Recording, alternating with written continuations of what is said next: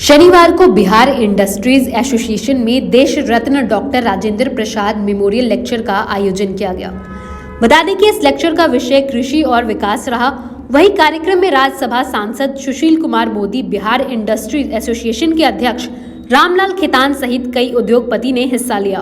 कार्यक्रम में सुशील कुमार मोदी मुख्य वक्ता के रूप में मौजूद रहे। इस मौके पर उन्होंने कृषि और अर्थव्यवस्था से जुड़ी कई बातें बताई। उन्होंने बताया कि देश की अर्थव्यवस्था क्यों गिरी, साथ ही बताया कि पंजाब में कृषि इतना विकास क्यों कर रहा है। इसके साथ ही बता दें कि सुशील कुमार मोदी ने कहा कि पंजाब में कृषि के कारण सबसे ज्यादा सब्सिडी जो है दी जाती है।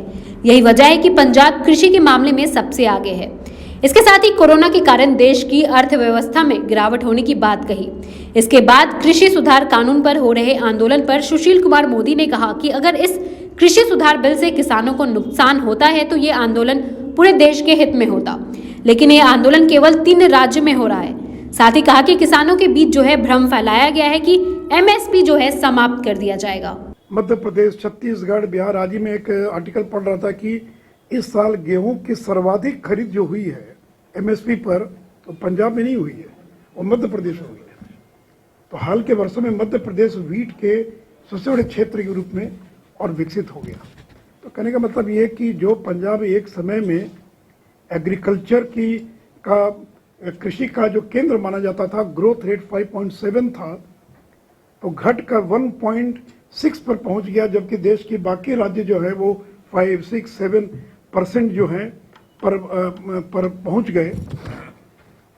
और इंडिया का भी ग्रोथ रेट 3.5 और पंजाब का 1.6।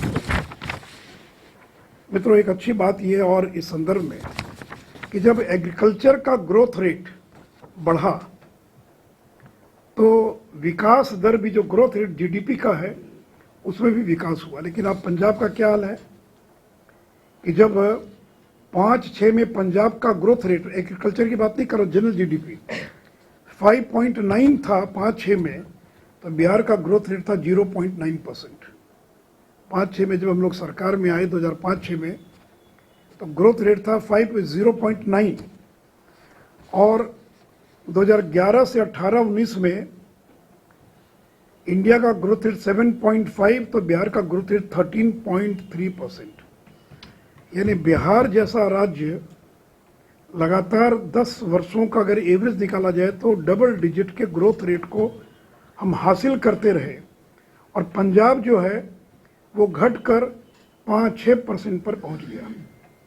यानी विकास की दौड़ में जो राज्य सबसे आगे था पंजाब, वो धीरे धीरे पिछड़ते जो है, और ये भी एक आंदोलन का एक बड़ा कारण है। मैं उसके बहुत विस्तार में नहीं जाऊंगा, लेकिन मैं उसके बारे में बताऊंगा थोड़ा कि मैंने आज भी वहाँ के किसान की आमदनी 2.5 गुना ज़्यादा, लेकिन स्टैग्नेट कर रही है, स्टैटिक हो गई।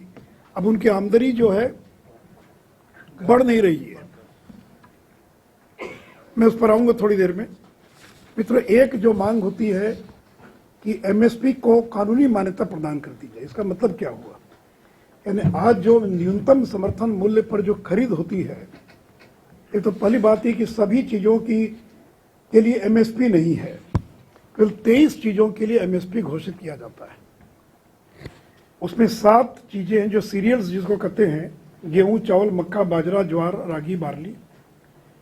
5 तरह की जो दाल है, दलहन, 5 तरह की दलहन, और 7 तरह की तिलहन, माने जिसे तेल तैयार होता है, मूंगफली, सोयाबीन, सरसों, और 3 तरह की 4 कॉमर्शियल क्रॉप है, गन्ना, कपास, जूट और कोपरा। ये 23 तरह की चीजें जिसके लिए सरकार प्रति वर्ष न्यूनतम समर्थन मूल्य घोषित करती है। इसका मतलब ये नहीं कि सारी चीजों की खरीद होती है समर्थन मूल्य पर। 90% खरीद केवल गेहूं और धान की होती है, केवल चावल की होती है। और मित्रों, जैसे मैंने पहले आंकड़ा दिया कि 19-20 में कुल मिलाकर 2,70,000 करोड़ की खरीद हुई एमएसपी पर, जितने तरह की चीजों के लिए एमएसपी घोषित है। अब वो मांग करें कि कानून बना दिया जाए। कानून बना दिया मतलब ये कि जो एमएसपी है उस पर खरीदने की सरकार को बाध्यता होगी कि आपको न्यूनतम समर्थन मूल्य पर मेरा गेहूं खरीदना ही पड़ेगा, प्राइवेट को भी खरीदना पड़ेगा। भाई कोई सरकार प्राइवेट को बाध्य नहीं कर सकती कि आपको सीमेंट इसी दाम पर बेचना होगा, लोहा इसी दाम पर बेचना होगा। मार्केट जो है वो प्राइस को निर्धारित करती है। तब तो प्राइवेट सेक्टर खरीदना गेहूं बंद कर देगा। अगर आप कहेंगे 1900, इस साल के शायद धान का समर्थन मूल्य 1980 के आसपास होगा, तो प्राइवेट सेक्टर कहेगा कि मैं तो नहीं खरीदूंगा, तो किसान मारा गया। क्योंकि आप निजी क्षेत्र को बाध्य नहीं कर सकते हैं कि इसी मूल्य पर आपको किसी व्यक्ति से या फैक्ट्री से सामान खरीदना होगा। अगर आप बाध्य करेंगे, कानून बना देंगे। महाराष्ट्र ने कानून बनाया था, लेकिन उनको 6 महीने के भीतर इस कानून को वापस लेना पड़ा या शिथिल कर देना पड़ा, क्योंकि आप प्राइवेट ट्रेडर को कोई भी चीज खरीदने के लिए मूल्य निर्धारित नहीं कर सकते, इसी मूल्य पर आपको लेना। लेकिन अगर आप कानूनी बाध्यता कर देंगे, उसको स्टैट्यूटरी अगर गारंटी, लीगल गारंटी प्रदान कर देंगे, तो आज अगर आईटीसी कंपनी खरीद रही है गेहूं आशीर्वाद के लिए, तो उसको समर्थन मूल्य पर खरीदना पड़ेगा, या कोई भी खरीद रहा है, होलसेलर खरीद रहा है, और सरकार को भी खरीदना पड़ेगा। तो मित्रों, अगर 23 तरह की जो चीजों का समर्थन मूल्य घोषित होता है, उसका अगर एमएसपी निकाला जाए जो उत्पादन होता है, तो 10,78,000 करोड़, माने करीब 11 लाख करोड़ रुपया इन 23 चीजों की खरीद पर सरकार को या खर्च वहन करना पड़ेगा। किसी सरकार के लिए संभव है क्या?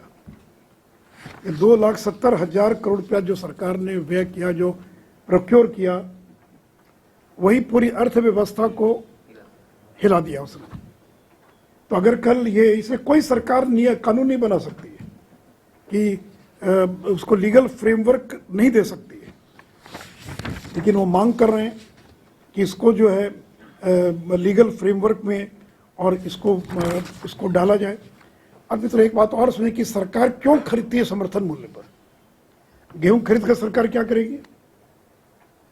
अगर पीडीएस में, अगर जन वितरण की दुकानों में अगर सस्ते दर पर अगर अनाज उपलब्ध कराने की बाध्यता नहीं हो, तो सरकार खरीद कर क्या करेगी? तो सरकार इसलिए समर्थन मूल्य पर खरीदती कि एक और किसान को लाभ हो जाए। किसानों को वास्तव में अगर नुकसान होता तो पूरे देश में आंदोलन होना चाहिए था। फिर यूपी में, बिहार में, बंगाल में, माने 3 राज्यों को छोड़ दो, 3 यूपी में भी केवल जो पश्चिमी उत्तर प्रदेश का जो इलाका है, जो दिल्ली की सीमा से जुड़ा हुआ इलाका है, वहीं तक ये आंदोलन सीमित है। हरियाणा में भी, पूरे हरियाणा में नहीं, एक खास इलाके के अंदर ये आंदोलन सीमित है, और पंजाब। तो अगर ये कृषि सुधार कानून किसानों के हित में नहीं होता, तो पूरे देश के किसानों को सड़कों पर दिखाई पड़ना चाहिए था।